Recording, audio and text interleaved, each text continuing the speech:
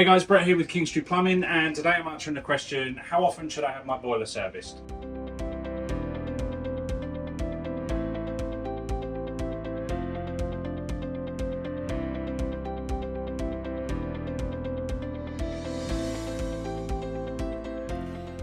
So this is a HTP boiler. Each manufacturer is going to have their own recommendations as far as maintenance, what you should be doing each year. But I definitely would recommend having a boiler serviced every year to keep on top of it.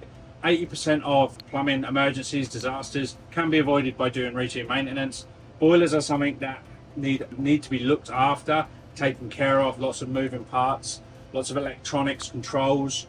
And if you don't take care of this stuff, you will run into more expensive issues down the road. So we highly recommend you have this done once a year. You can give Kingstree Plumbing a call for that. As far as what you can do as part of your yearly maintenance is making sure the vents on the outside aren't plugged. So if you go up and look at the area likely where your furnace and your boiler goes out, check the vents aren't plugged. Sometimes the intake can get plugged with pollen and stuff like that.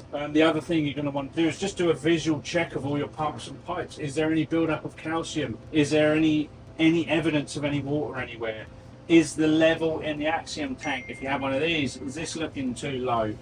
Is there anything unusual? If you keep an eye on this stuff and you get familiar with it, you're going to be able to see when it starts to go wrong. And then when you have the plumber coming in once a year, you're really upping your chances of just avoiding any issues, any disasters, you know. It always happens at the worst time. So do your maintenance, guys. Get your plumbers in. Make sure there's someone who knows about boilers. It's a very specialised part of plumbing, and you really want someone who, there's lots of people that say they can do it, but you really want to find a good person. We have the best boiler guys in the area. Give us a call, guys. Have a fantastic day. Check out some of the other videos, and see you. Bye now.